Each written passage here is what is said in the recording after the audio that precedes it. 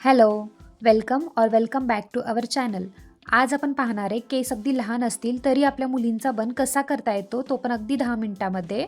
सोबतच मी शेअर करणार आहे या सारीचे डिटेल्स, तर व्हिडिओ शेवटपर्यंत नक्की पहा. आणि तुम्ही जर आम्हाला पहिल्यांदा पाहत असाल तर मी प्रिया आणि तुम्ही पाहताय होम स्टोरीज विथ सिया आणि प्रिया. आज होती CHS स्कूलमध्ये फॅन्सी ड्रेस कॉम्पिटिशन.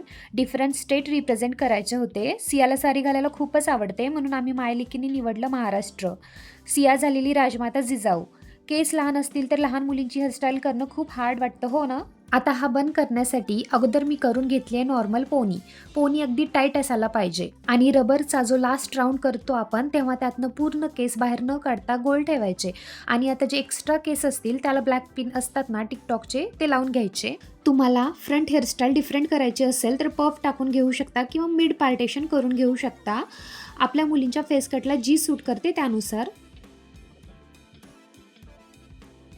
आता नेक्स्ट स्टेप, छोट्या साईजचा जो डोनट बन असतो तो त्यावरती ठेवून यू पिननी सिक्युअर करून घ्यायचं.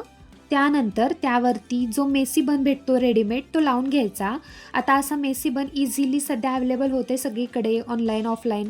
त्याला पण यू पिननी सिक्युअर करून घ्यायचं. झाला आपला बन रेडी इझिली, एकदम झटपट, दिवसभर असाच असतो, केस पण डॅमेज होत नाहीत. फक्त यू पिननी व्यवस्थित सिक्युअर करून घ्यायचं. आता साडीचे डिटेल्स. ही साडी स्टिच करून घेतली आहे.